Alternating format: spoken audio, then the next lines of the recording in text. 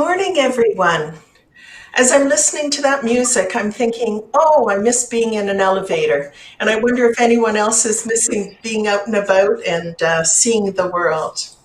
Thank you so much for joining us. This is our third of a six-part series around the environmental sector and trying to figure out how do you fit in, what is available, what kind of skills can you transfer, and hopefully you've enjoyed the last two sessions and you're going to learn something new about um, this sector this time around.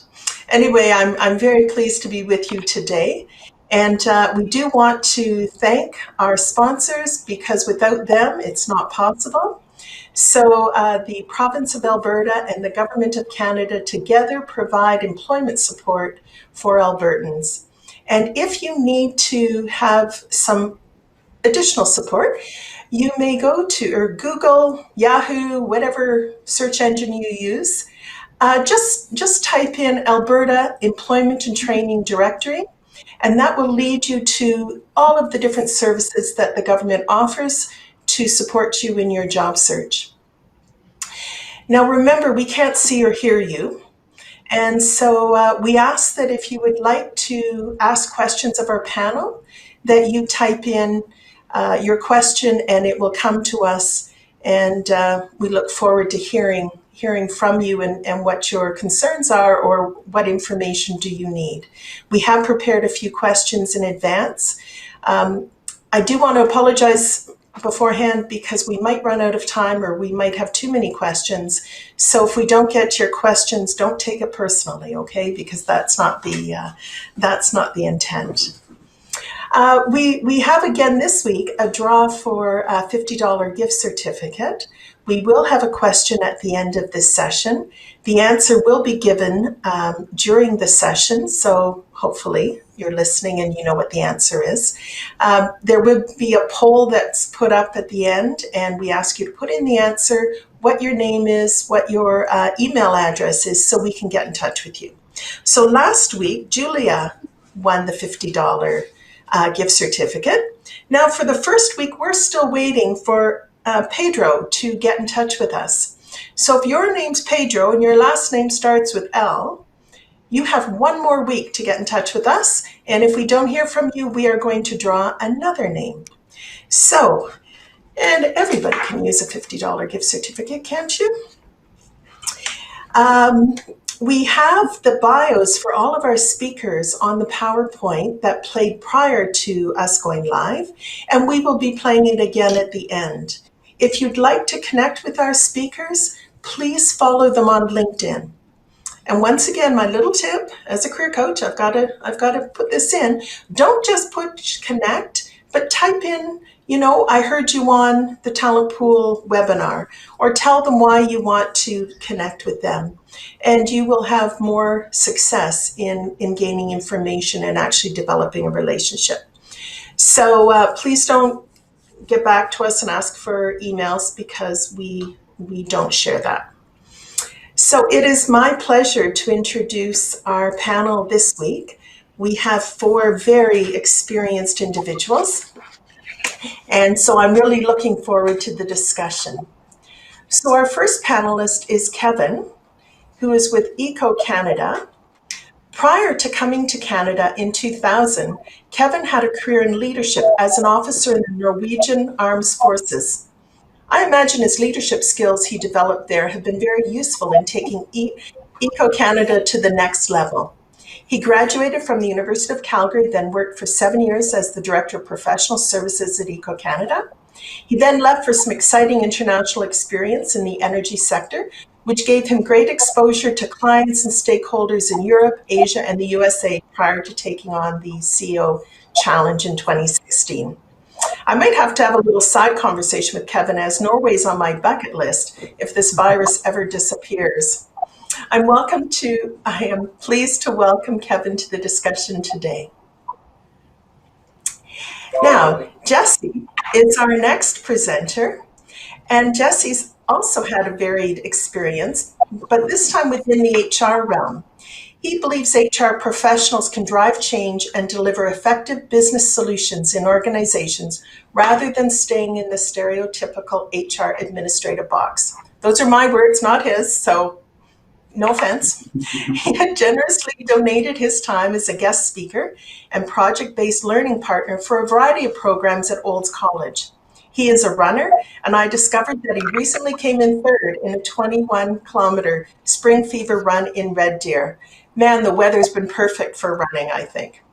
Welcome, Jess, just to the panel today. And thank you for being here. Our next speaker, I would describe James as both a generalist and a specialist when you read of all of the projects he's been involved in. He has a solid reputation for the delivery of professional consulting engineering services, energy management services, and engineering development services. James has experience in 7 different sectors. So he's experienced in commercial, horticulture, industrial, residential, educational, recreation, and healthcare sectors. He's active in the energy retrofit industry and participated in numerous LEED Platinum and Net Zero projects. I look forward to your participation, James. Now, and last but not least, Michelle. She lists her mission values on her LinkedIn profile, which I think is pretty cool. And I think maybe that's something we should all consider. She has a strong belief in the role of fertilizer use to maximize production on our most suitable agricultural land using 4R management principles. Those are best management practices to protect the environment. Responsible agricultural practices also serve to protect and enhance wildlife habitat. Michelle described herself as a techie the other day, so I'm looking forward to hearing about her experience. Welcome, Michelle. Thank you. So pleased to have you all here today. I think that you come from such diverse backgrounds that it's going to be very interesting to get your view on what's happening in the environmental sector. So I think I'd like to start, because we have job seekers or perhaps people looking to change careers. I'd like to start with asking you, what would be one piece of advice you have for job seekers today looking for work in your field? So perhaps we could start with Kevin. No, I think the first thing I would do is to make sure you understand what skills are needed and what skills you have, and then do an assessment of where is there a match and where is there a mismatch. And then I would try to really find out where is there a future, where are there opportunities going forward that will lead to long-term employment. And first of all, I think you really need to understand what does it mean to work in the environmental sector? What are environmental careers? If you go out on the street and you ask someone, and you tell someone I'm an environmental professional, some people will be confused and will wonder, are you a tree hugger? Are you an activist? Do you work for Greenpeace? Or what do you do? So make sure you really understand that it is a highly educated sector of professionals of a variety of different kinds. Thank you. Jesse, do you have a... Yeah, thanks.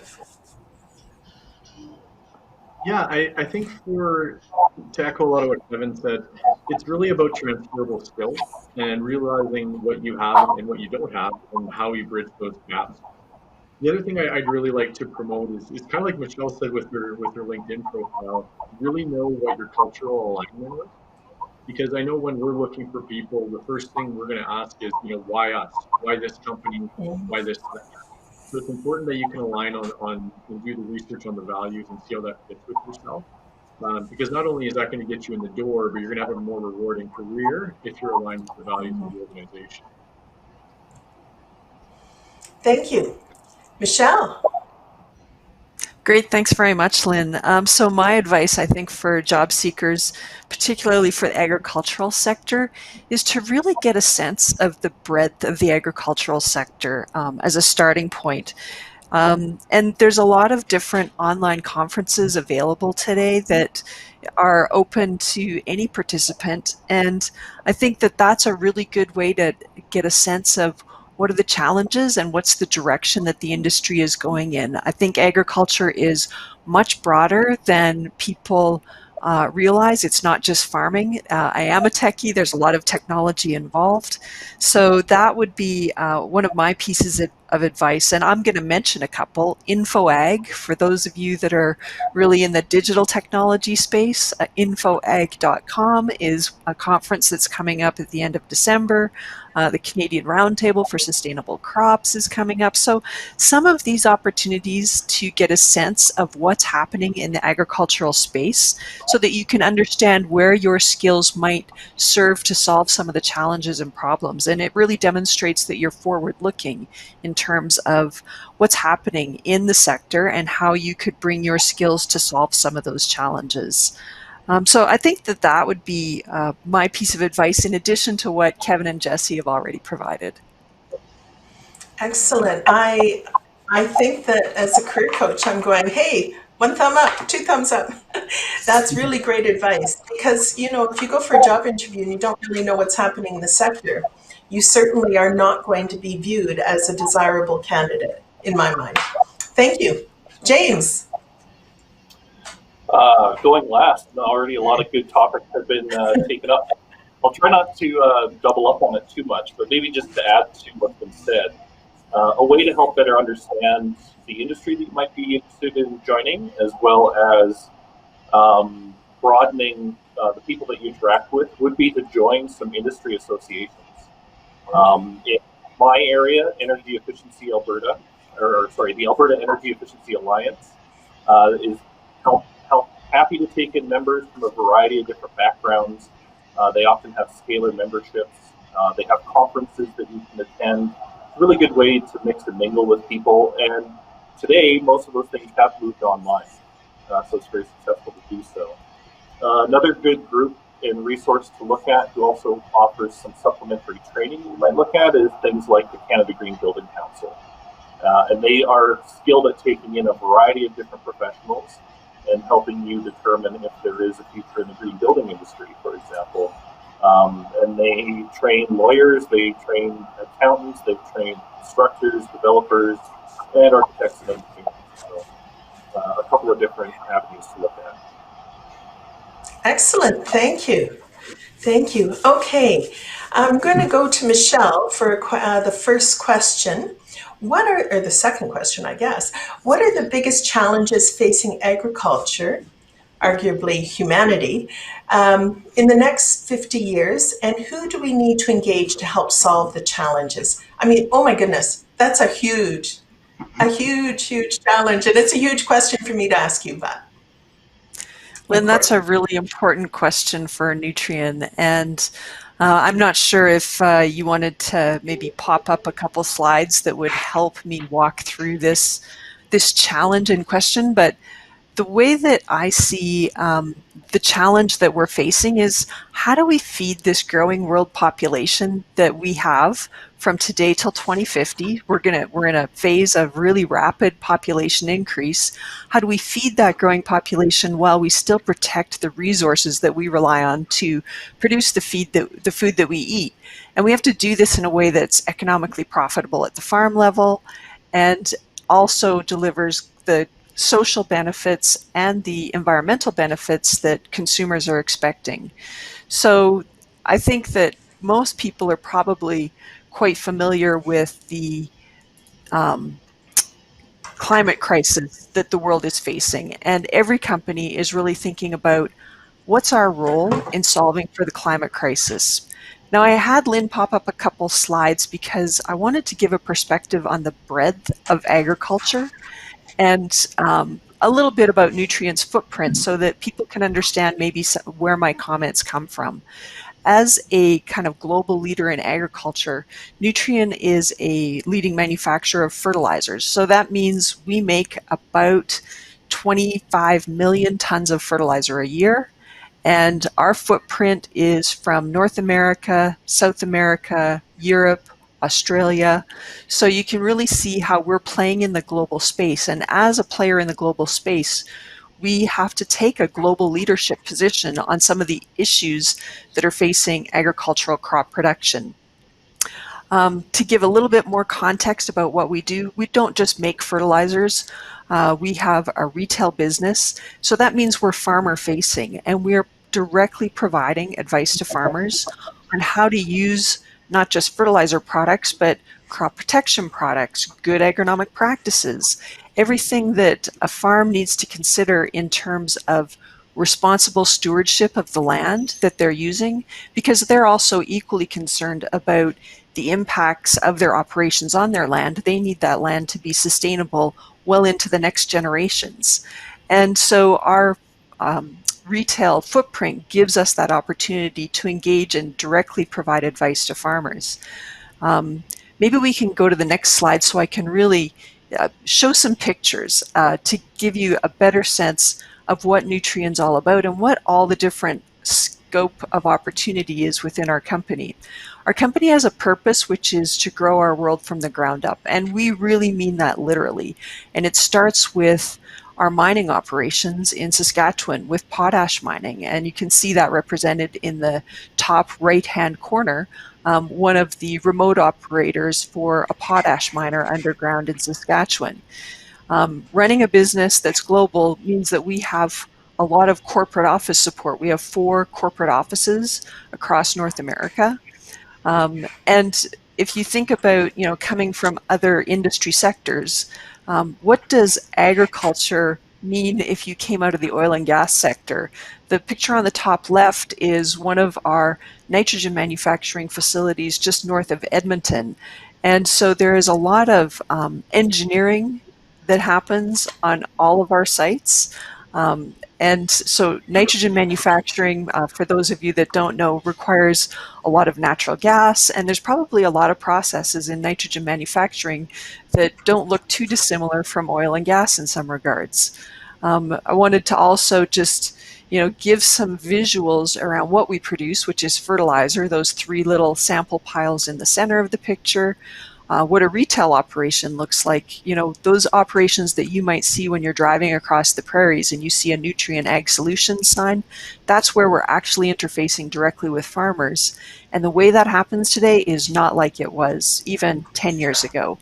We are using a lot of digital tools to interact directly with farmers. So if your interests are in digital technology, remote sensing, data analytics, there's a lot of different areas that are agriculture, and that's our agricultural world. It's not really just farming and what happens on the farm with the farmer. That's the foundation. That's really important. That's who we serve as a customer, but there's a lot of components in that, and solving for that global challenge of feeding the world while having a very light footprint environmentally. That's a real core component to us. So that's the challenge that we're trying to solve for going forward. I know that that's a lot. Hopefully that inspires some people in their thinking, Lynn, but that's what I wanted to talk about in terms of challenges and what we're doing. Thank you. Well, that's kind of a perfect lead into my next question, which is what constitutes environmental work and what career opportunities exist in the environmental sector? So perhaps we could start with Kevin, and then each of you could also share, as Michelle has, what are some of the opportunities? Because sometimes people think you just have a technical, you have to have a technical job, yet I believe there's probably more than that. So Kevin? Yeah, and I think it's important to sort of start at the definitional level. What are the various areas of the environmental sector? And we've done a lot of research on this. We've over the past 2 decades, we've involved more than 40,000 people in trying to define what environmental work is and what competencies are needed within each of those specializations. So we define the environmental sector as one of 3 broad sectors. One is environmental protection. The second one is management of natural resources, and the third is environmental sustainability. So within environmental protection, for example, you'll have water quality, land reclamation, and waste management, for example. as subsectors that you can work within. And under management of natural resources will be conservation and preservation of natural resources. You'll have environmental work related to agriculture, which we just heard about. You have a mining, energy, and other sectors of the economy. And then environmental sustainability, which is growing. And then I think an important point in that is making sure that we don't have an environment versus economy, but they are mixed together. If we create this us and them mentality, where those that want to protect the environment are those that are blocking bridges and things like that, that's not how we want it to be. We want this to be what are solutions? How can we protect the environment and make viable business at the same time? And that's where a lot of jobs exist. We see clean tech is a growing space. That's a global $2.1 billion industry at the moment. Massive.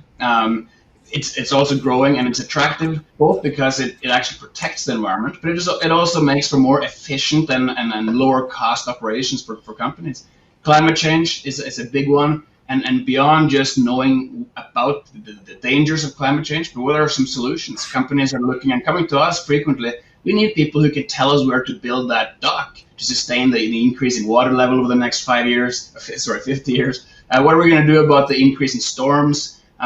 Solutions, focus on what solutions can be. The sector obviously is highly technical. It is made up of scientists, engineers, but also growing with policy analysts, people who, data and analytics were talked about, with future skills, with how the sector is becoming more digital. One example is traditionally environmental monitoring was people with clipboards in the bush, and that still happens. But now more and more you see drone technology coming in, and then you're able to monitor from a distance, and you have instant reporting and plume mapping. So things are changing, and understanding some of those changes are important. Work exists in small upstart companies, with medium-sized companies, with large industry, which we heard about with Nutrien, for example. There are a lot of different types of opportunities in the sector. Thank you. Jesse, what about your sector? Thanks for asking. I'm going to try and speak a little louder. I know it sounds like there might be some noise coming through. The cannabis industry is definitely an interesting one. I'd say that there's different transferable skills that translate very well. Much like Kevin said on the technical side, there's a lot of highly technical positions, both from the growth and the cultivation side, as well as now an emergent piece is the extraction side of the industry, and that's really an emerging side of it that I think there's going to be a lot of potential in as we continue to move forward.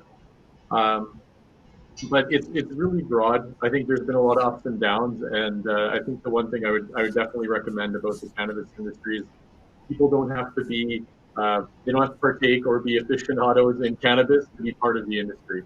That's not what people in the companies are looking for. We're looking for people that have the skills, that have the knowledge, that are interested in doing things differently, maybe that are a little bit more techy. Definitely a lot of startup companies, so a lot of ability to jump in and make your fingerprints on things early. But a very high level of technical competency is there. Lots of engineering positions, lots of food safety positions and things like that come into play. So it transfers quite well with a lot of the agricultural positions you see just more traditionally. But yeah, I really think that people should take a look at it, see if it's for them, and just to be open to it, not to be scared. There's a lot of opportunity for Canada and the world in this sector. Thank you. Thank you. James, what about your sector? Your piece of the sector. Ours is a very technical sector, traditionally housing engineers, technologists, and tradespeople. Broadly speaking, I think ours falls into two camps. There's designers and there's analysts.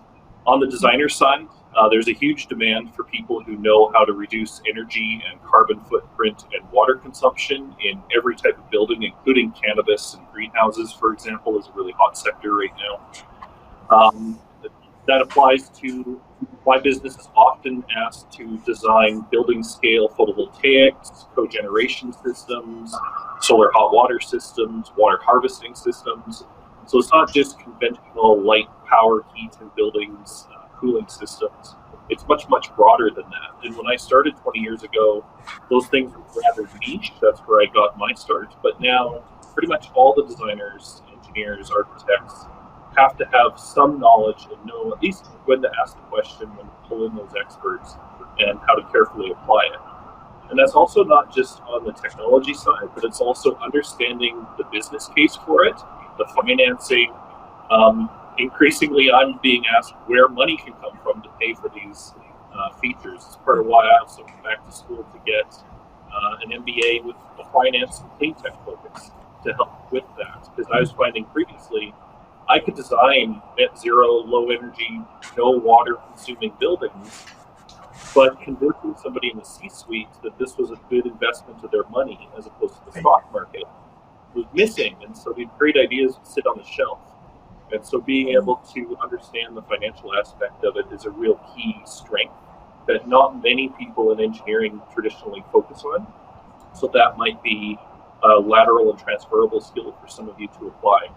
On the analyst side, we have people whose sole job is to model the buildings that we propose, and have virtual people going about their virtual lives in a virtual year of weather to understand energy profiles, water profiles, and then suggest improvements and changes.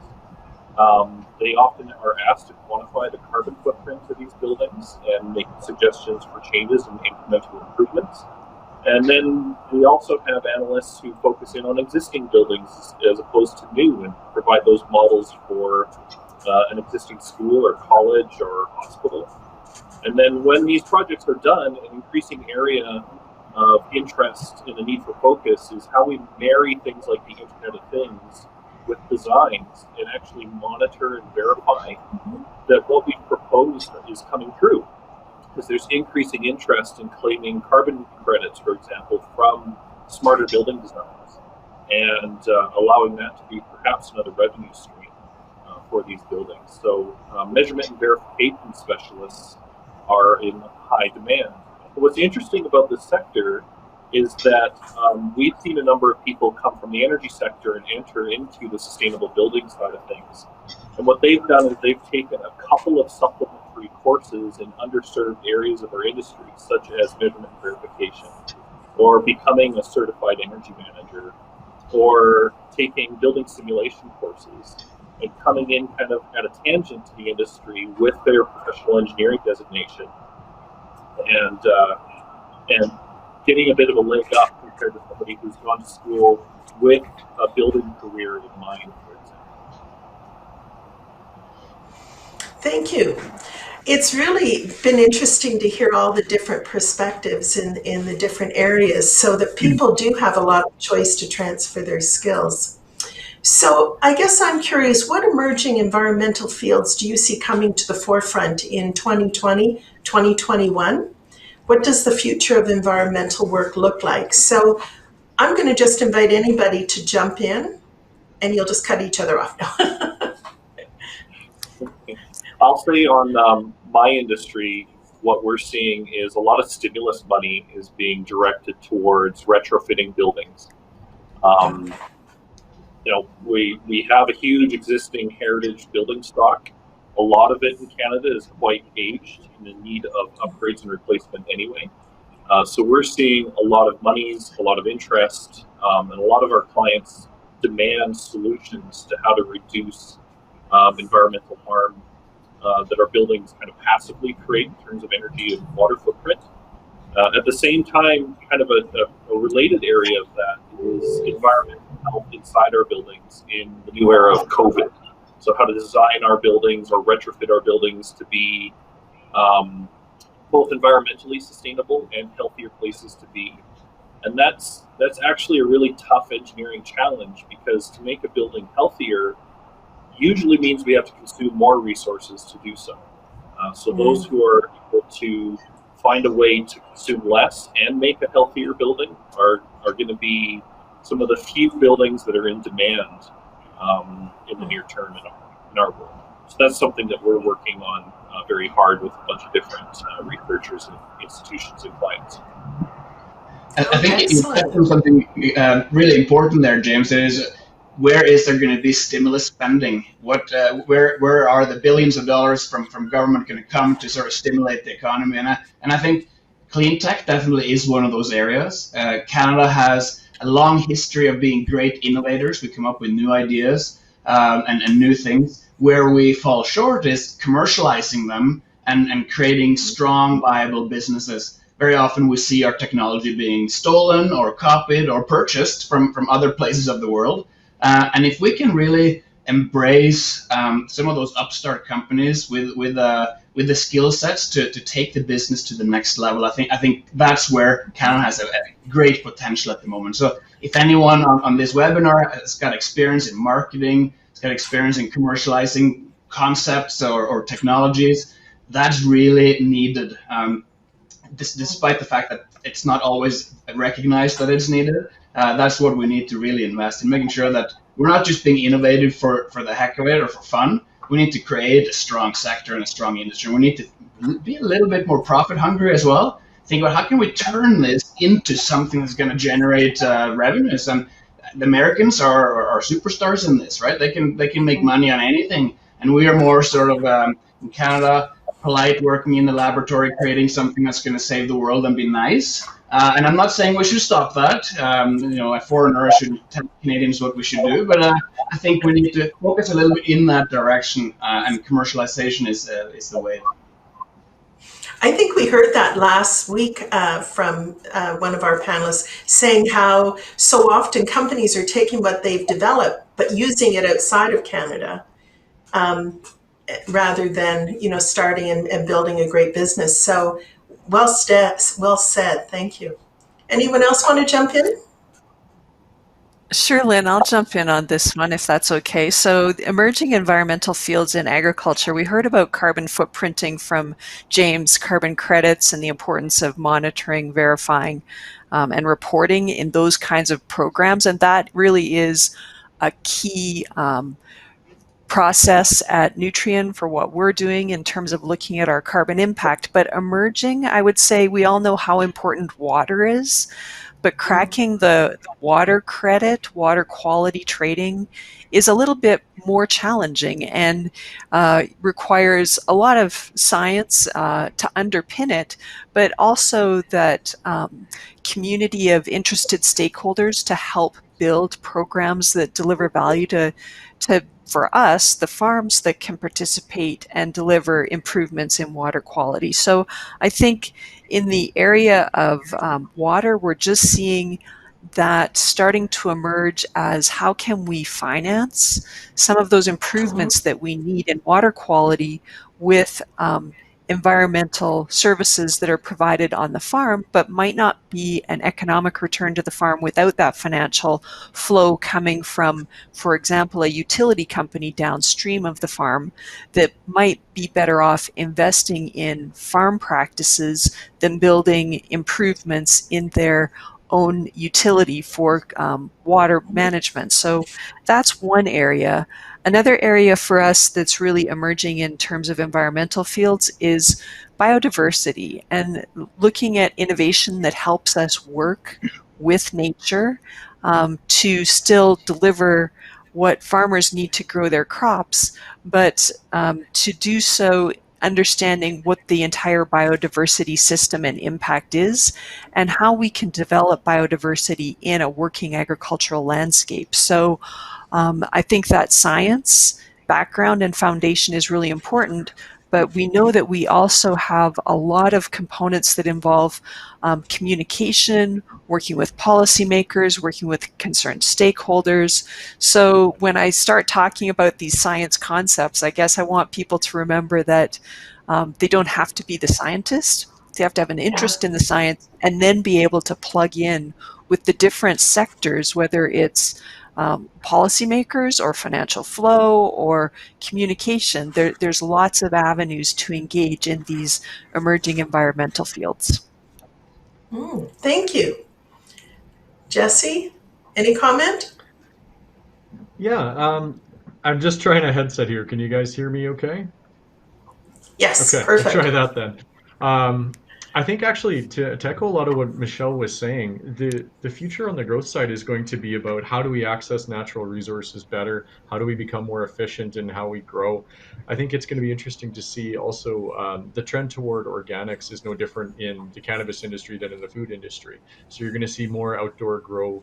You're going to see faster, better means of doing that. But really, it's a lot of the same themes. And again, as I had mentioned earlier, we're going to see a lot more on the food side. You're going to see a lot more experimentation and creation in that area. So there's a lot of opportunity there as we continue to explore this relatively new area. Okay, thank you. Yeah, Well, Jesse, I and think one of the oh, sorry, Lynn. I was just going to say one of the biggest challenges is communicating science without being a scientist and making it too inaccessible. And so that is a real key skill. I think if you have a science background, that's helpful. But if you can communicate that science in a way that is understandable to broad sectors that are concerned about your industry, that's a really valuable skill.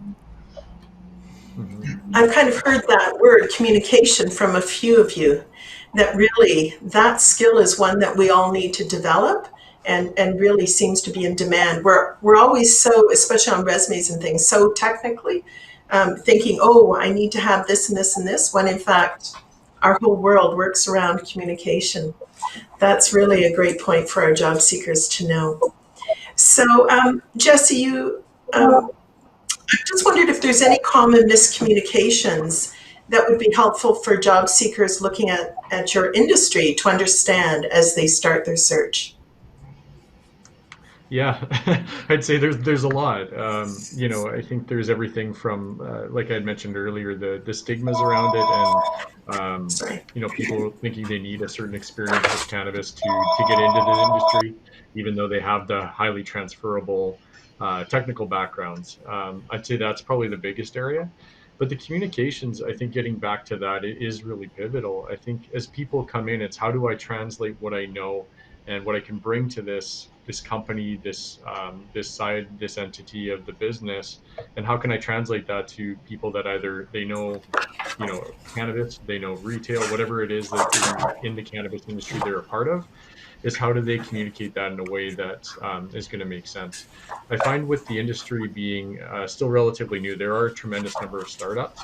So what that also means is you'll either get one of two things. You'll get people that are extremely technical and can really speak to that, or you get the people that are very business savvy but can't speak to the technical. So trying to bridge those gaps are pretty much an everyday occurrence.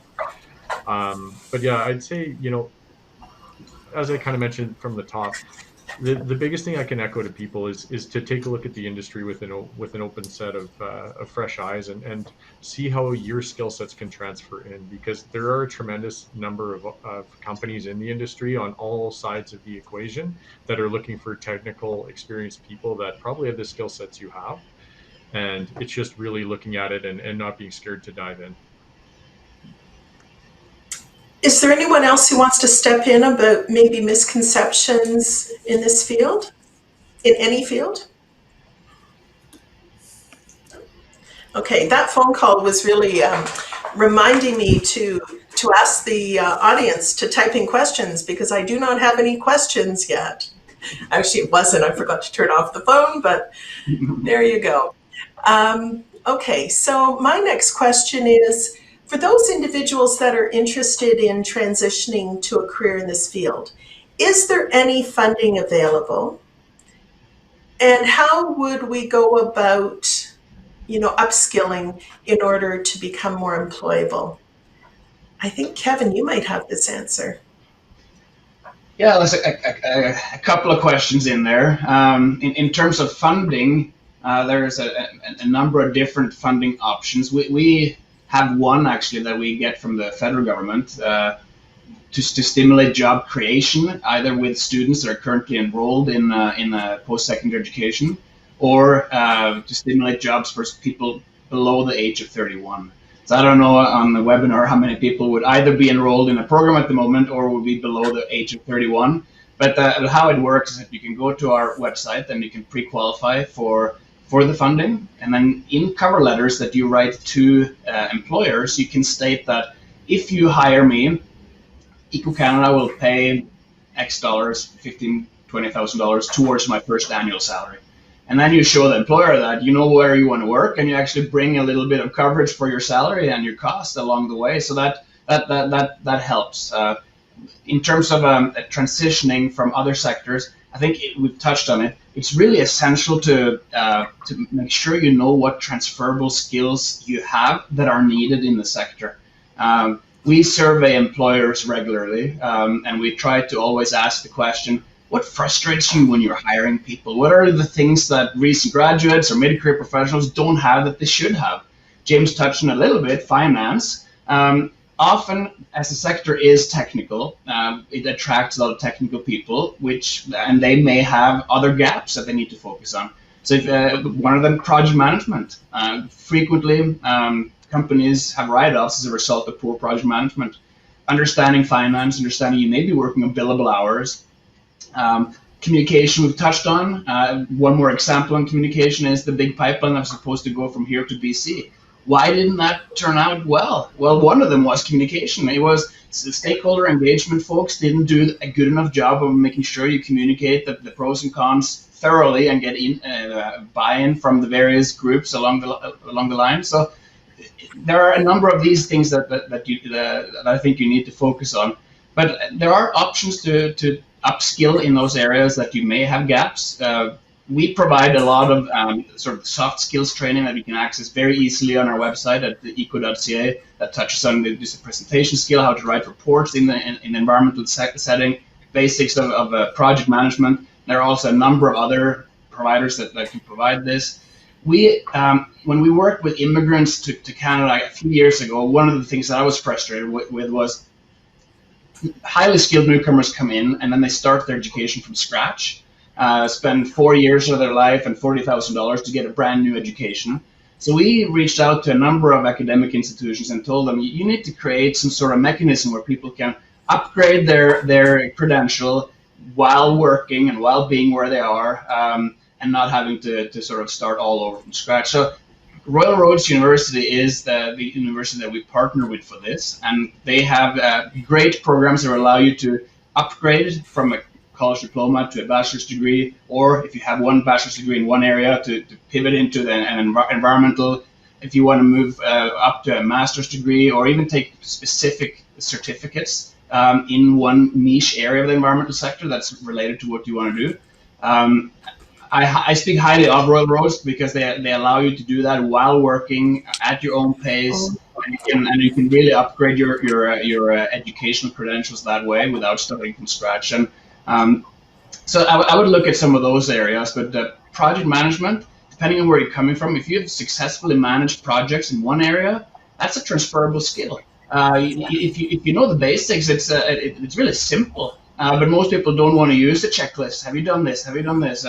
So if you learn the basics of project management, if you then run a small project, or you run a large multinational, multi-million-dollar project, the basics are the same. So make sure you learn them, and then you can communicate that you have experience in this. That will speak a lot to employers as you're transitioning into a new sector. Thank you. I've got questions. Thank you, everybody, audience. Does Eco Canada provide funding for any green tech, renewable energy related companies? Any specific criteria? I'm not sure. We do provide funding when it comes to job creation in that space. So if companies in those areas are looking to hire new people, we can provide between $5,000 and $7,000 for a 4-month placement if you're hiring someone who's a student currently enrolled. There's no age restriction. And then if you're hiring someone on a full-time basis, we can provide between $15,000 and $25,000 towards their first annual salary. So that would be for companies to especially at this time, expand their hiring. Wow, that's impressive. Thank you. I have a question for you, James. You mentioned trying to understand how people use systems as part of data analysis. I wonder if artificial intelligence from the game industry might help simulate human behavior in closed systems. Wow. Yeah, really cool question. I'm going to nerd out for a moment. So, every building that we construct in Canada from scratch, pretty much coast to coast now, has to have an energy simulation performed to prove how much better it would hypothetically perform compared to just the baseline energy codes that we have to design to, what the law says we have to do. Pretty much every energy simulation ever produced is out of whack by about 20% compared to reality. The biggest factor for that is weather, because we assume an average weather year, and when was that? But the second biggest factor is human beings, and we're not rational, we're not predictable. There is no statistical average for people. So we use very dumb and basic assumptions from the 1970s, actually, in terms of how people in these buildings behave. And simulations are reactive. They're not terribly good at predicting, even though we try to use them for that. It says we have these inputs, here's how it should have an output, but those inputs are fixed and they don't tend to interact with each other terribly well on the individual basis. So yeah, if you could nail that, I think there would be some good applications worldwide for it. To tell a bit of a story, there's an annual competition that students do called the Solar Decathlon, where you design single-family homes, put them in off-grid, have recycled water systems. And back in 2009 was the first one that I got involved with as an industry sponsor.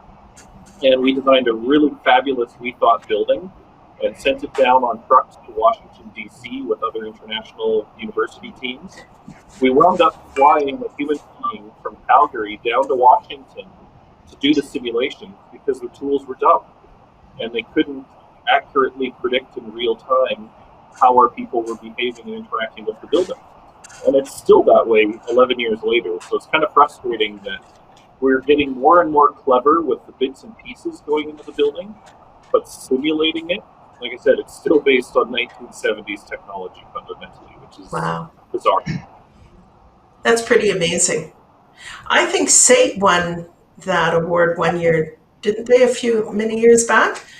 I knew a young man, under 20. Yeah. It was Mount Royal and U of C and SAIT. Yeah. So that was a project. Very cool. Very cool. Okay. This is about for Jesse. Does cannabis industry work to share information or work against each other? Will joint venture deals become common? Great question. I'd say that it is definitely a collaborative space.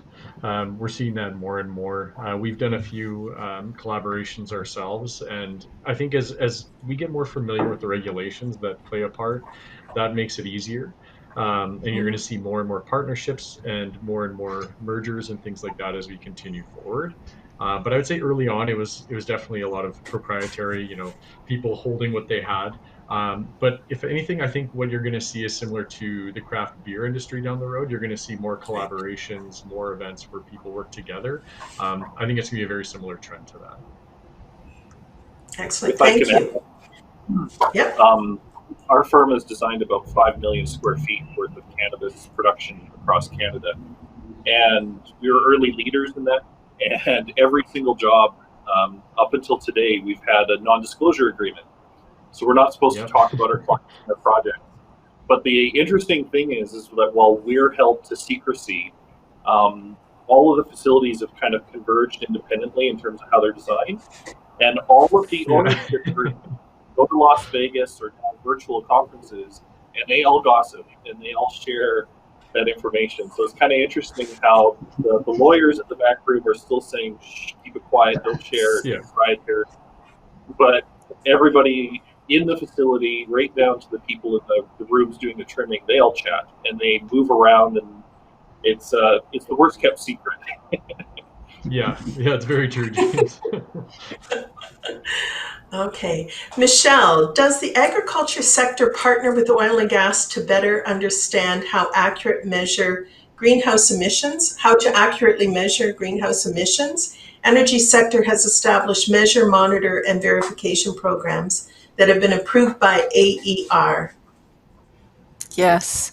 I would say that there is pretty good cross-sector collaboration in MRV around carbon emissions. And I think that the energy sector has been ahead because they've had more scrutiny on them than the agriculture sector. So the opportunity to transition skills out of the energy sector and knowledge when it comes to the measurement.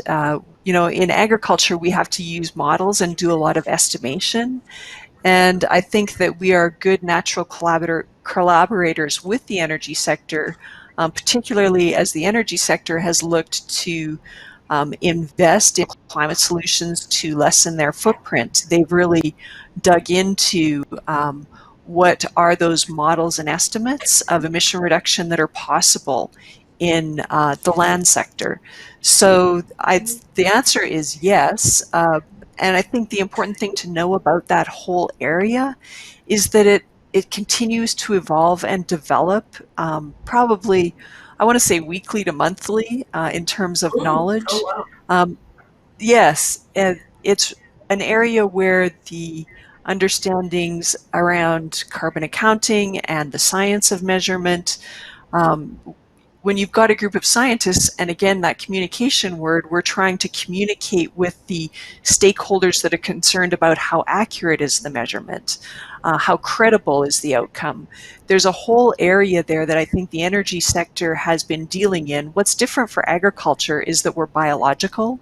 So yeah, it's not quite as straightforward as making a change in an operating plant, but the outcomes that are desired and the challenge to be solved is still the same. So I think that that is a good area to focus on if that's something that you have experience in the energy sector, is that agriculture is really grappling with those challenges from within our operational footprint in our manufacturing sites all the way out to the end use of our products on the field in a biological system. Wow, thank you. I just want to remind the audience that we will be sending, we'll be sharing the links that have been discussed today with you. So in case you're wondering about that. Kevin, a naive question. It's not really, and I know the answer, but someone would like to know, why are some programs, why do they have age limits? And it doesn't seem aligned with diversity and inclusion, federal government. Yeah, well, first of all, we're not federal government, but when we do certain programs from the federal government, we have to follow the rules that are set out in those funding agreements. So there are a number of different industry supports provided by the federal government. We have some of them. We don't have all of them. Some of them are for students, and they are restricted for students. Some of them are for youth, and they're restricted for youth. The definition the government uses for youth is 15 to 30, so you cannot have turned 31. That's just their definition of youth. And then we have newcomer programs that are for foreign educated professionals with so then they're obviously only for foreign educated professionals that have come here. So there are a number of different sort of programs to support segments of the population. Not all of them will be for everyone, so that's unfortunate. But I think other than just looking for wage subsidies and for funding, I think there are a lot of opportunities in the sector right now. We have done matching services within the environmental sector for more than 27 years, and every single year we do a campaign out to employers where we try to attract more employers to come in and be on our job board. We have a job board on eco.ca that you can look at. And then this year, of all years, we have more employers looking for workers than we have individuals looking for jobs. And we're wondering, why is that? How can it be that established companies that you would all know about come to us and say, we've been looking for people for 2 months, we can't find them. What's going on? So this time around, we had an outreach campaign for job seekers, which seems bizarre to me. At a time when the economy is declining, why would it be hard? Obviously, don't apply for jobs that are not within your skill set or your interest, because that, I saw some statistics the other day at a different panel I was in. It takes 11 seconds on average to review a resume. So quickly be tossed in the pile is something you have to expect. And I'd also maybe to add, I'm getting long-winded here, but don't get discouraged if you're looking for work and you're getting declined. Most of us have gone through periods of job searches where we've applied hundreds of places and been declined everywhere. Often you're declined by a bot. Then you might be declined by an intern who's been hired to just filter through 300 applications and give me 2. So don't get discouraged, but there are a lot of opportunities right now. I don't know if anyone's doing this, because I can't believe anyone would do this, but don't sit at home and collect CERB because you're making an okay wage on CERB. That would be a very dumb mistake. The environmental sector is growing at a tremendous rapidly rate. 30%, according to our recent study, 30% of the current workers in the environmental sector will retire by 2029. So although it might be difficult to get into the sector and get the first job, once you get in, there's an ocean of opportunities, and you will have to prepare for much more rapid advancement than ever before. 30%, 1 in 3 will retire in the next 10 years. So we need people at the mid-level. The best way to get people at the mid-level will be transitioning people from other sectors. So look for these opportunities. If there are wage subsidies, take advantage of them. If there are not, don't get hung up on it. Don't feel that someone's out to get you, or whatever it might be. Just go after the opportunities. They are there. We can help in many regards. So keep at it. Thank you. I just want to clarify. When I did my research, the number of people planning on retiring is 28%. And you might think that's kind of silly, but it's important at the end of the session that we say 28% rather than 30.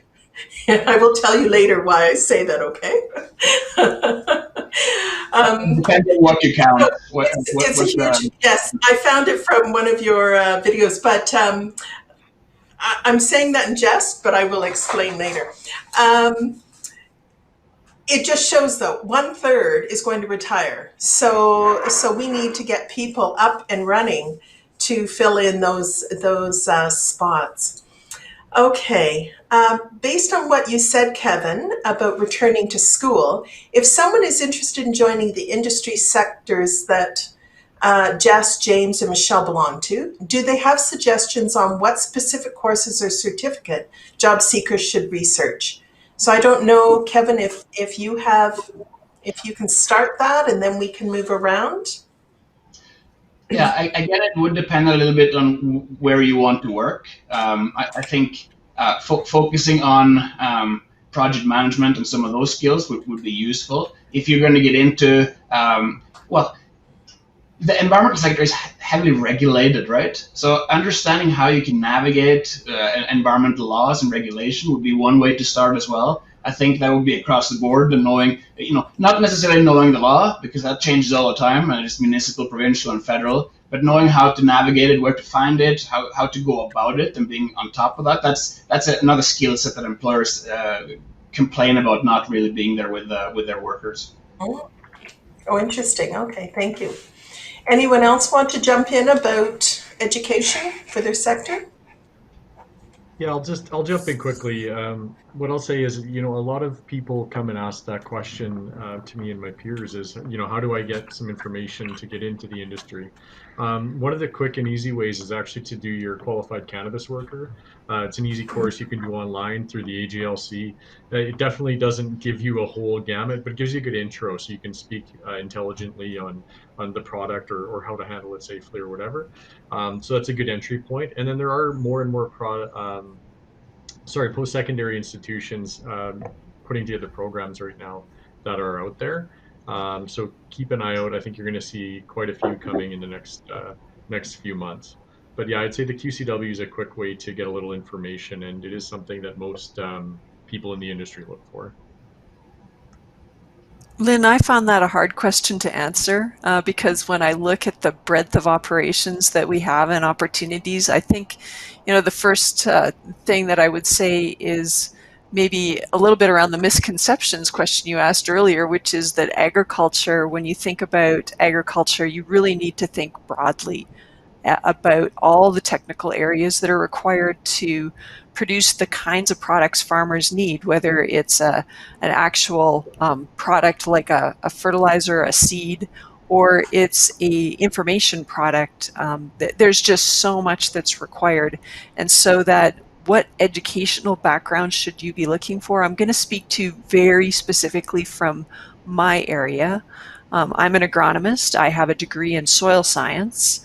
And if I was looking to bring someone that's transitioning in that's maybe got a hydrology background, for example, I'd hope that they had some understanding of soil fertility. That would be really helpful to me. I think that there are, courses offered at universities, certifications offered by Fertilizer Canada. There's the Certified Crop Advisor program. If you have a biological sciences background, I think the Certified Crop Advisor program might be one to have a look at if you're interested in that kind of work. But there's just so many different areas.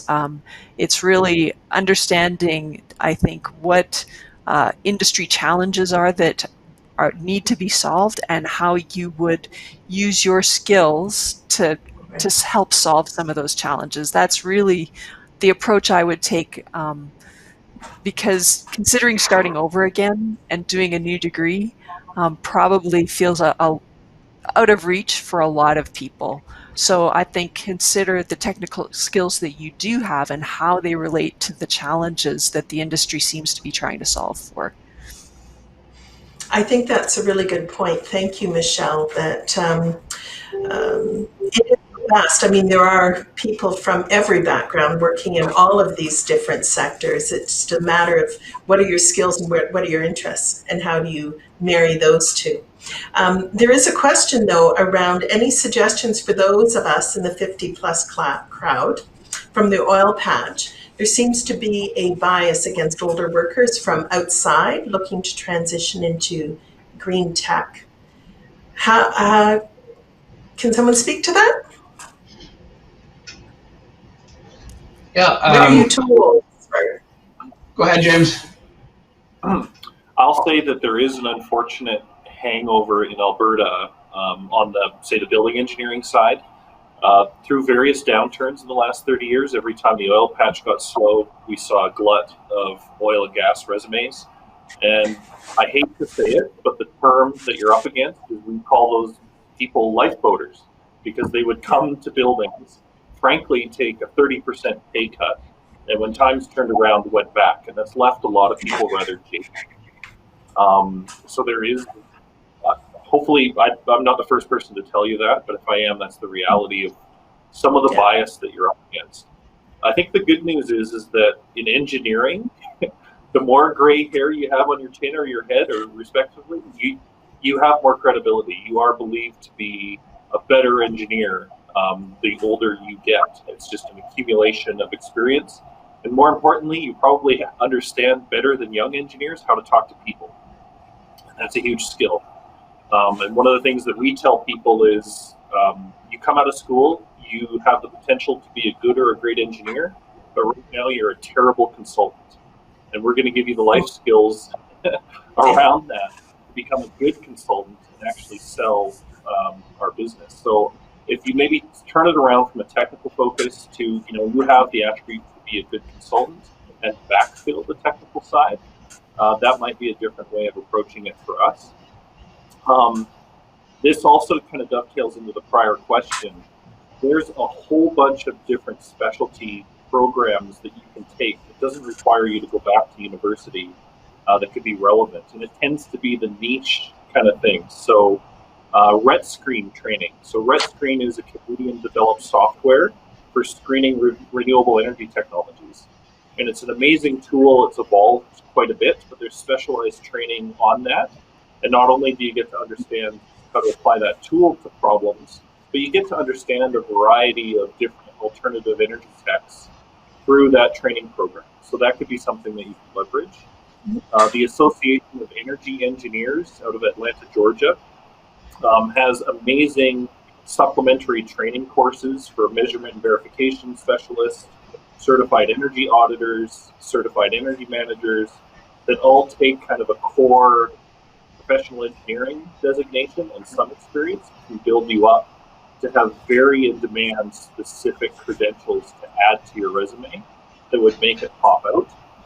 And on the sustainable building side, the Canada Green Building Council has a good credential for starting out called the LEED Green Associate.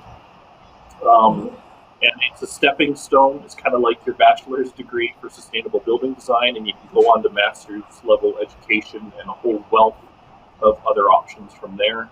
And a lot of the programs that we've talked about, you might study for a few months, take an exam, do some online classrooms.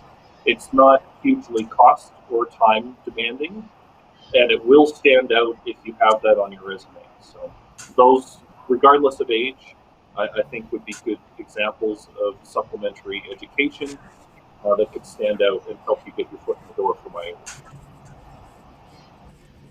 Thank you. I think you touched on it there. The most important thing is that our former oil and gas workers going to be willing to take a severe pay cut? And if so, are they going to be willing to do it while they look for another oil and gas job? That is obviously the stigma you have to get over. And one way to get over it, I think, would be focus on what is one of the key opportunities in Alberta right now. Well, we've had close to 100 years of various types of natural resource explorations. We've been digging holes in the ground looking for oil. We've been doing mining, created a lot of wealth for the province and the country.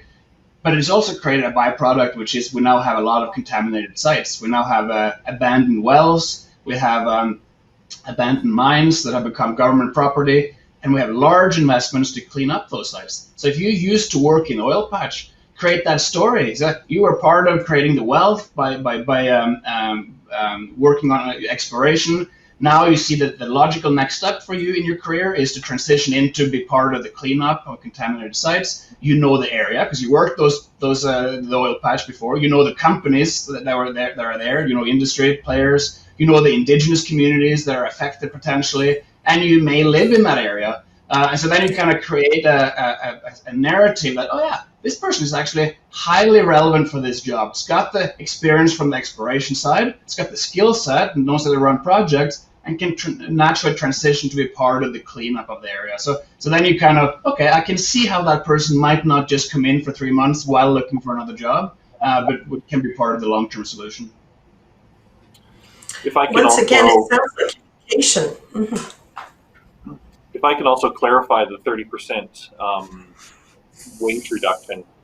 When I graduated, I had a choice, and I started off in buildings, actually in a green design skunk works in Seattle.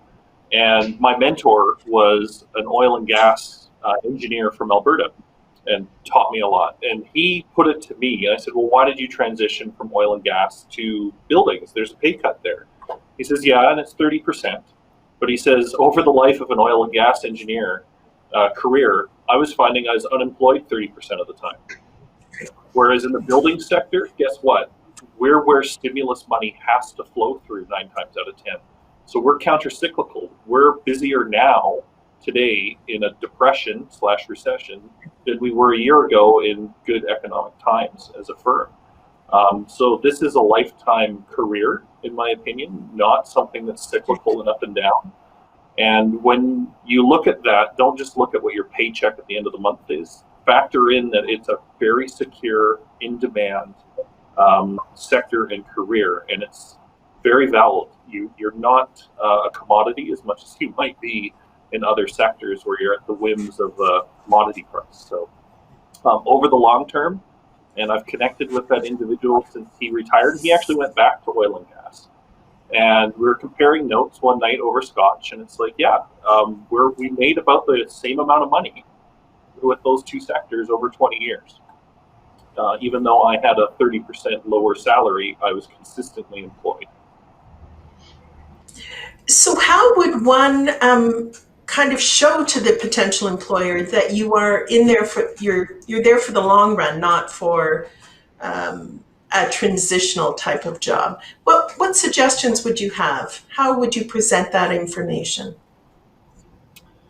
I think, to me, just acknowledge that is a reality, that there's a perception that you're up against and that you're here to prove it wrong.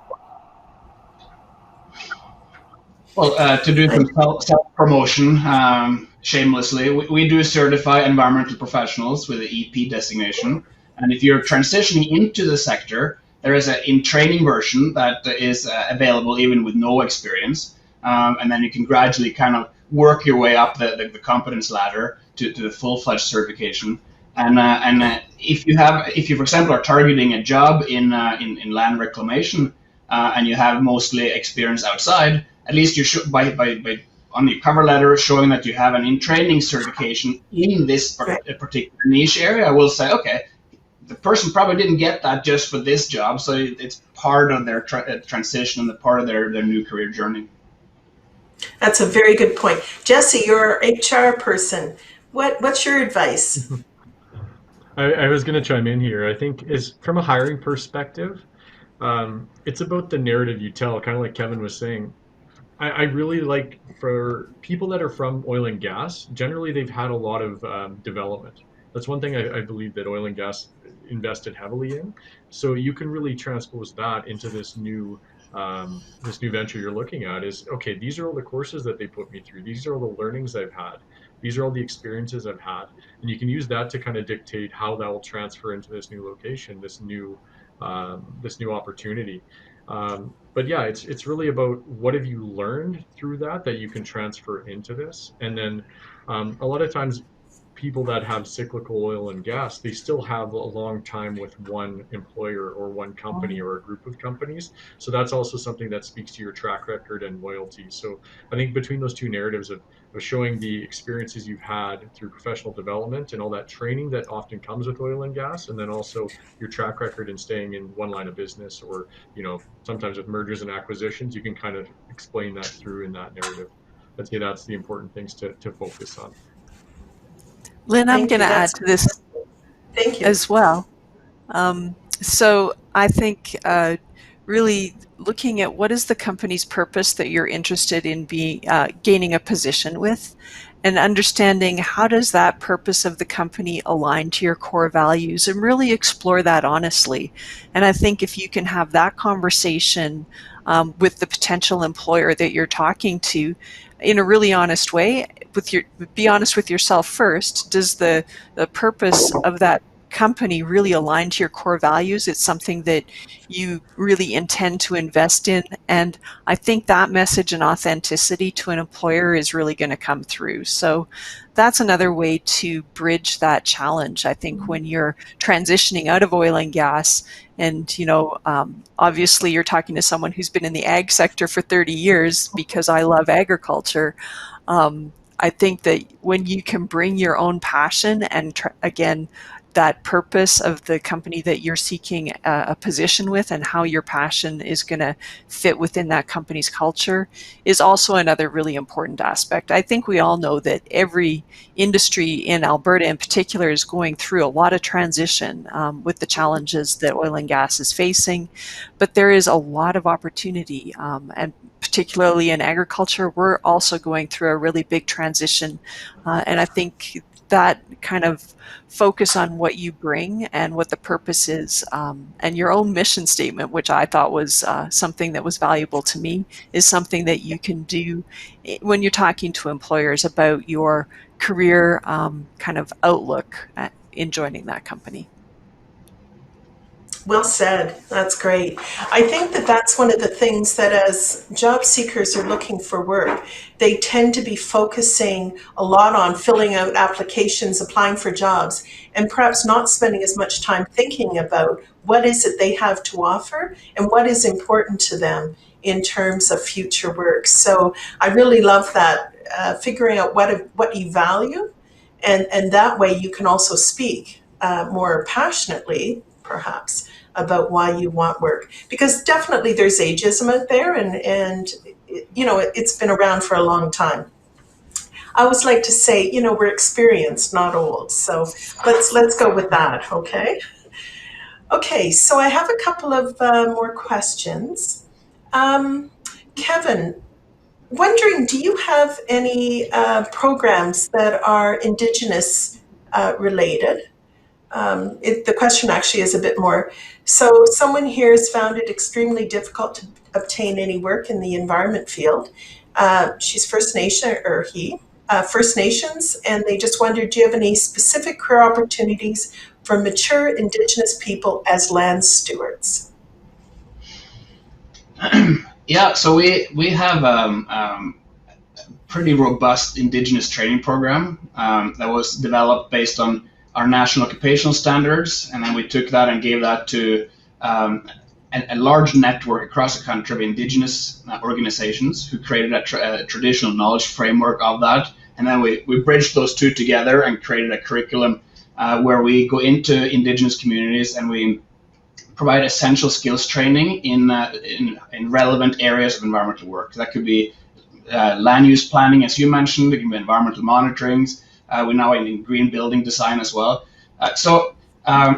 We have had more than 3,000 people go through those programs. We bring those in with companies in various areas, rural areas that are looking for workers to work on project work. Hey, we've trained 100 people here. In Giant Mine in Yellowknife, for example, we did that last month, where companies need to hire environmental monitors and they don't know where to start.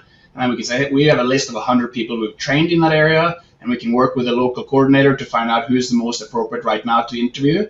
And then they lined up 6 people to be interviewed, and 3 of them got hired. So we do some of that work. We don't do as much individual one-to-one, but there are often. I forget if you mentioned or she mentioned where the community is based, but there are often companies looking for Indigenous people in certain areas. So be on our job board, connect with us, and then we will know if there is anything coming our way. But skilled Indigenous people are in high demand, and I would make sure that you hit the right buttons to let people know that what your skill sets are, what your availability is, because you are in great demand.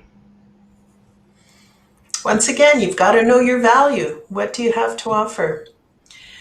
Okay, the next one actually is for Kevin also. Wouldn't it be easier for Eco Canada to have those courses in collaboration with the government? Always I find companies being reluctant on hiring and educating in the same time, especially in the days we're leaving and the economic environment. Do you collaborate with the government on here? Often we get funding from the government to develop new areas of training that is in demand. Government is very reluctant to ever tell people what to do. Government will never say that you must take this course or anything like that. So we're not operating much in that direction. But I think the training that we do put together, sometimes we typically develop training that's not available elsewhere. If it's available elsewhere, we try to direct people where it is available. I don't know, maybe I'm not understanding the question correctly, but I don't necessarily see that we need to have government enforcement of you must take this course from Eco Canada. Maybe that would be good for us if everyone were mandated to take our courses, but I don't think that would work. Okay, thank you. I've got a question around where can you learn more about the cannabis and agriculture industries? Big question. Google, no. Okay. Yeah.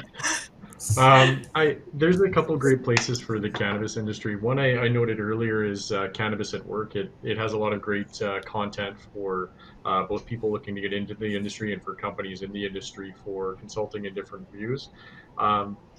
Within Alberta, the AG has a lot of information. Obviously, Fire and Flower, we do a lot of pushing the envelope for the industry as well. So you can always check out fireandflower.com. But yeah, I think there's a tremendous number of websites you can go to. It's really just dependent on what you're looking for specifically. If it's career related, I'd say that Cannabis at Work is probably the best bet there. Thank you. And for Michelle? agriculture, I would say some of the industry associations to engage with would be Fertilizer Canada, CropLife Canada, and professional designations like the professional agrologists That's easy to say.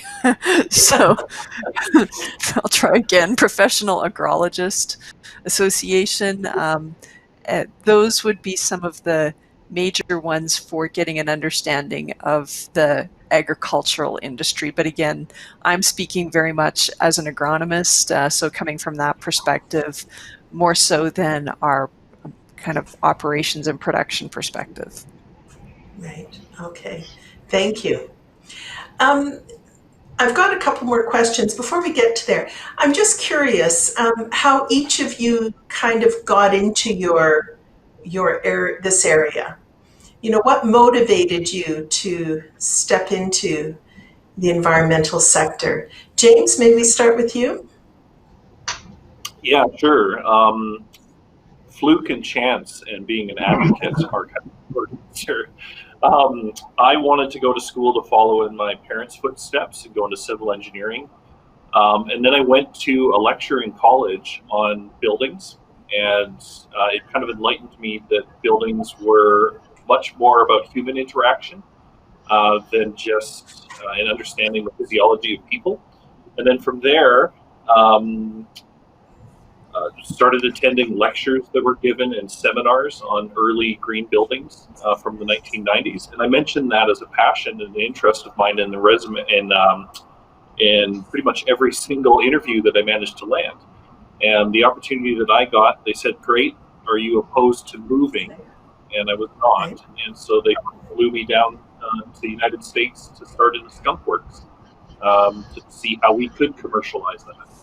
And to Kevin's point earlier, that Skunk Works was entirely staffed by Canadians, but housed in the States in terms of trying to get that entrepreneurial spirit back into things. So, you know, again, it happened to be some lectures that I saw that piqued an interest, and not being afraid to say that was my passion. And I guess also the ability to relocate where the opportunity happened to be. Right. That's a huge point. Thank you. Kevin? Yeah, I wish I had an equally inspiring story about how I had that plan.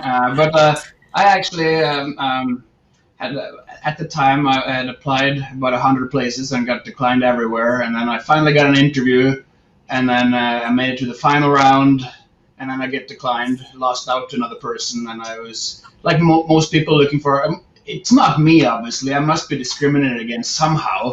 What is it? I'm looking for, you know, all the blame. And then I didn't even remember it, but I happened to have sent out another just spam application. I kind of given up, and that one worked. The one I didn't put any effort into, and that one was in the environmental sector, and I got the interview, and on my birthday I got the job offer, and I was, oh, this must be meant to be. And then as I worked in the sector, as I left the environmental sector and worked in energy, it really is an inspiring sector to be in, because it's if we win in what we do, the society wins, and then the environment benefits. So it's sort of a win-win all around, which makes it appealing. Also, if you're looking for stability in your career, like James talked about a little bit earlier, we know that this is going to be a growth sector for the next millennial.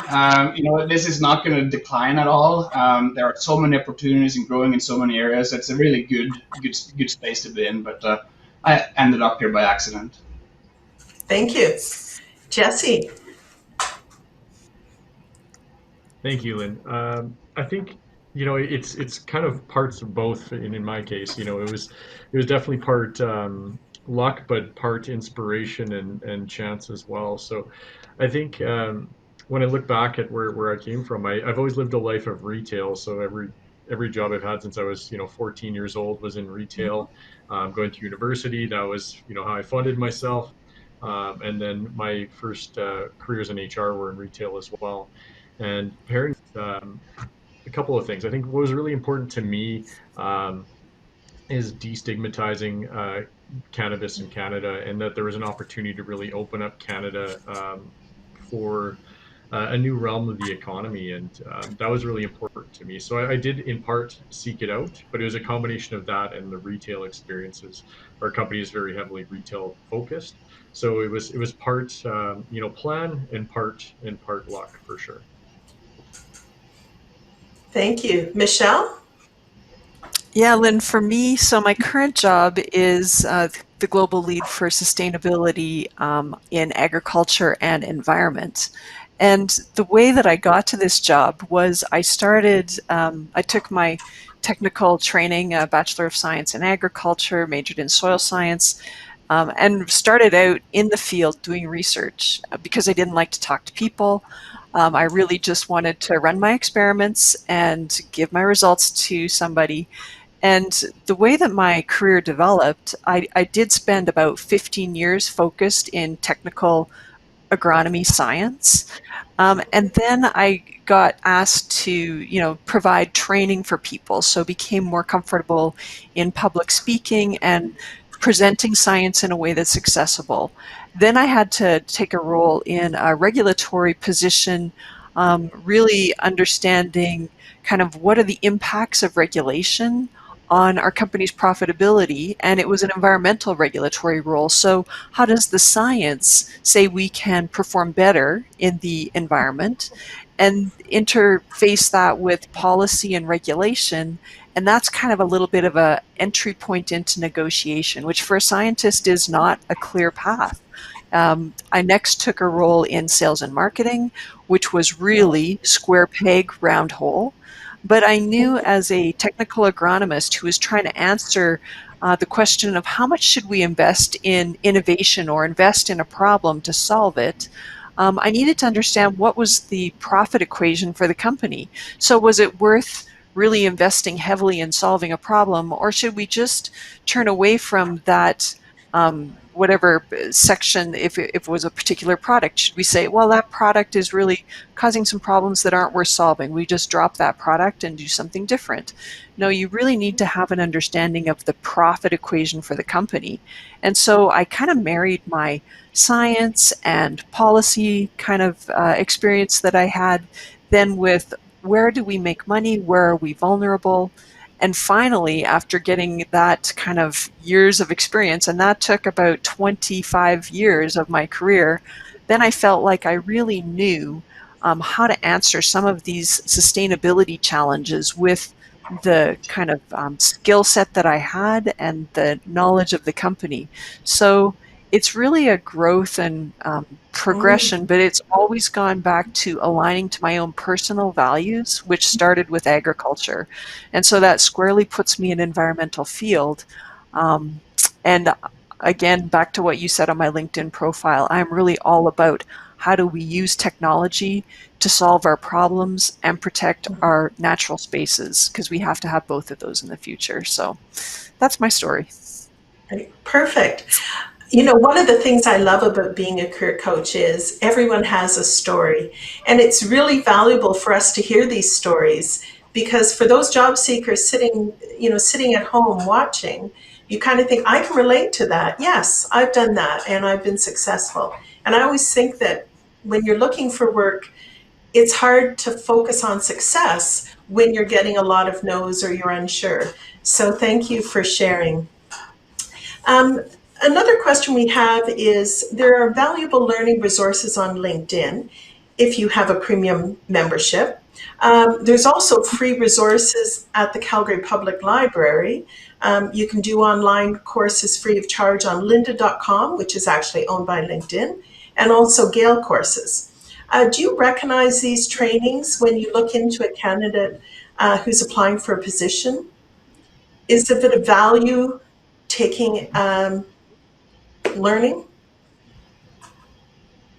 Anyone? Yeah, I think one thing a point I want to make on that is that sometimes people are looking for an automatic pathway. If I take this, I will end up here, and that's predefined. Most often, it's like you need to look at training as a tool. The training in and of itself, the certification in and of itself, is never going to get you anywhere automatically. It's about how you market what you've done, how you create that narrative. So if you have, let's say I've never heard about lynda.com, I have no clue about that course. If you show me on a resume that you've taken this course, you've learned these valuable lessons, and that links up with what I'm looking for in the job posting, hey, you won me over. I used my Canadian EP designation once in Norway. I'd never heard about it. But once I could explain what it was and how that would add value to the Norwegian company, that's a no-brainer. That makes sense. So look at training that way. Take the training that's high quality that someone else may have taken that they recommend. But then the next step and the most important step is how are you going to use that to market your skills and tell employers that story. Yeah, and just to add on that, Kevin, I think those resources are extremely, extremely good. Both LinkedIn Learning and, as was mentioned, lynda.com. They have some tremendous material on there. And I think to echo what you said, Kevin, is that they're not necessarily a checkbox to get you that job, but they are something that's going to improve and help you in your communication, in those soft skills. There's a lot of courses around that aren't necessarily going to be check boxes on your resume, but are going to help in how you present yourself, how you can tell your narrative to that prospective employer and really market yourself as best as possible. So I would say it's not necessarily a direct means to an end, but it's definitely a good way to get started and to keep yourself moving forward. The other thing I'll say is, from a hiring perspective, we're always looking for people that are always about continuous improvement, self-improvement. Yeah. So that's often a question you'll get is, what have you done lately to improve your skills? And that's when that can really come up. So I think it's how do you use it to improve yourself in the communication side and soft skills, and then it can really be that complement to what you've worked on for yourself lately. Thank you. Okay. Lynn, from my perspective, I just would quickly add, I recently hired a person, and I'm not in HR. We have HR professionals who received over 100 applications for the job that I was trying to fill. So for people to understand that an HR professional is the first touch point at the company, and they're screening resumes and looking for particular attributes for a job. And I think some of those designations demonstrate mostly an interest in learning, more so if they're not directly related to the position, it's really demonstrating that interest in learning, which is important. But to understand that there is a big process. And so if you're getting a rejection on an application, it's really not personal. It can just be about that kind of process of moving through 100 resumes and getting that down to the 10 that we need that are quite specific with the qualifications for that job. And yeah, so I think that all of that training and continuous improvement really shows an interest in learning and growth, but the designation might not be as important as you think in having the specific designation for the role. Thank you. Okay. Well, now we're going to get into drinking beer. No. Question about microbrewery business. Does anyone know? And growing needs connected with sustainable agriculture. Does anyone know anything about microbrewery business? So not a lot about microbreweries, but traceability in agriculture and sustainable agriculture. So this is where that digital transformation is happening. If you think about barley production and the need to be able to trace that barley and all the methods that were used to grow that crop, whether it was the variety of crop, the nutrients applied to the field, the crop protection products used on the field.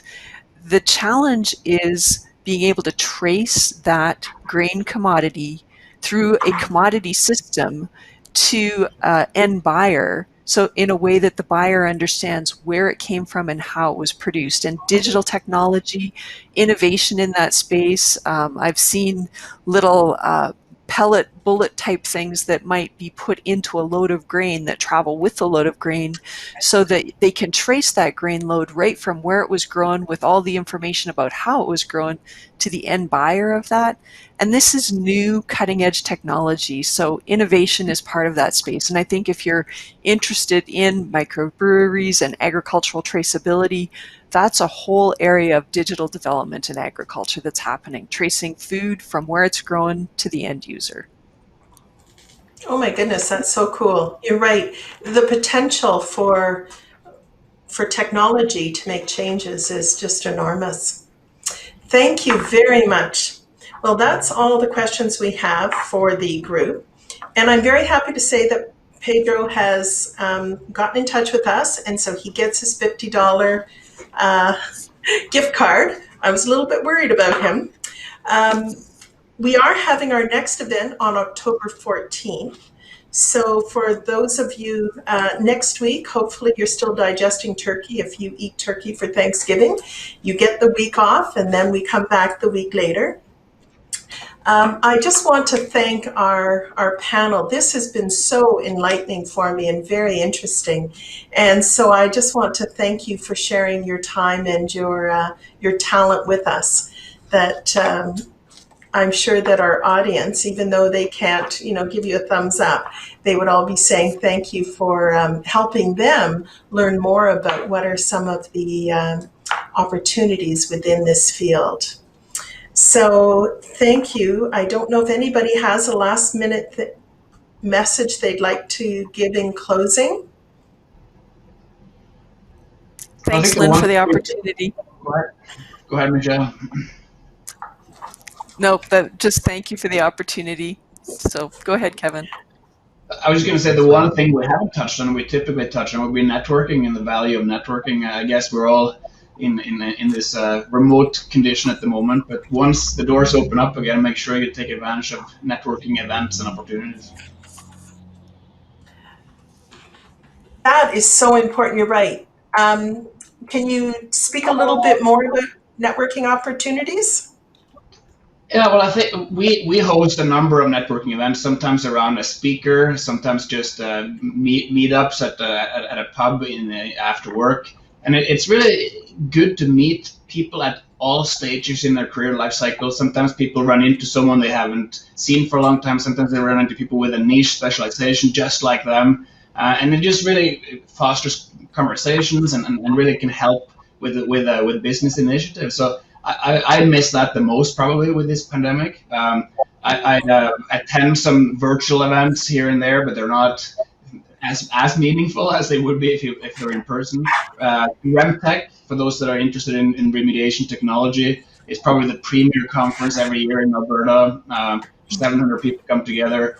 I never attend any of the technical sessions. I don't find them super fun, but the network is tremendous. Right, that conference is supposed to be next week. Now it's moved virtual, so but it'd be something to look into. There are there's in Red Deer there's land reclamation conference every year. That's really good in terms of networking. So look up opportunities for networking, and especially if you know you want to be in the sector, that's the best place to start. And may I suggest that if people are really passionate about the area that one of you have spoken to, perhaps they can get in touch with you with LinkedIn and do some homework first so they know what they're going to be asking and what they need, so they're not asking something that they could easily Google. But I think networking starts with people that you have heard speak and you know that they have something that you can learn from. Okay, I misspoke. This next event is not the 14th, it's the 21st for our next series in this. But Chris is going to correct me because now it's Chris's turn. Oh, before I move to Chris, I just want to say our question is going to be, according to EcoCanada, what percentage of the workforce in the environmental sector will retire in the next decade? So I want you to remember the bit of confusion that we had, because Mr. Kevin actually gave you the most up to date, and I gave you what I found on the internet, which was the previous quarter. So remember my answer, because I'm right. So the poll will come up on your screen, and once again we ask you to choose the correct answer. Put in your name and put in your email address, and October 21st we will announce to the public that there was a winner. And so everybody check your mail, check your junk mail just in case it goes there. So once again, thank you everyone for your time and your expertise. It's been very, very interesting. And if I didn't love my job in career development, I'd certainly be looking at this field because I think there's great potential. So take care. Chris, are you there? Sounds good. I am. Thank you very much. On behalf of all of the board of directors of the Talent Pool, we wanted to thank everyone for taking part in our 6-week webinar series here. As Lynn mentioned, we're at the tail end of the first 3 here. We've got our next series of 3 starting up on October the 21st. However, in between those, we do have a small little webinar that we've got coming up with our partners over at Talent Needs for the Evolving Energy Ecosystem. And that's going to be next Wednesday, October the 14th at 10 a.m. There's a registration link that will be sent to all of you after the event today.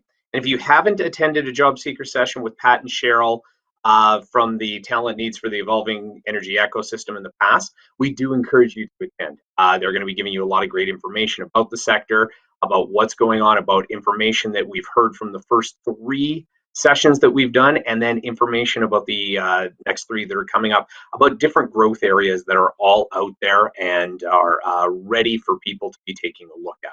So again, that session will be next Wednesday, October the 14th. It will start at 10 a.m. There will be registration links sent out to everybody. Plus, you'll also see it at the closing PowerPoint here as well. I did want to thank a few people today for taking part. First and foremost, I wanted to thank our event sponsor. As Lynn mentioned, without the support of the government of Alberta, events like this could not take place, so we wanted to thank them on behalf of everybody.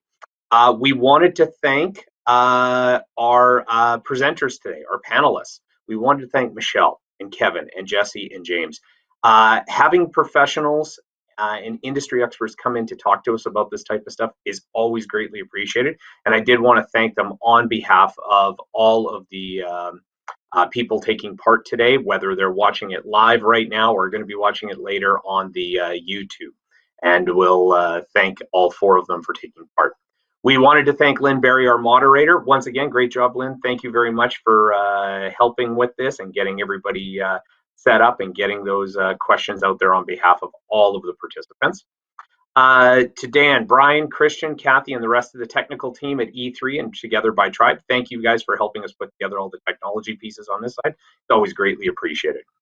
To Brandon, Elia, Farah, and Ashley, who make these events work from behalf of the Talent Pool, thank all of you for all the time and the effort that you guys put into this stuff.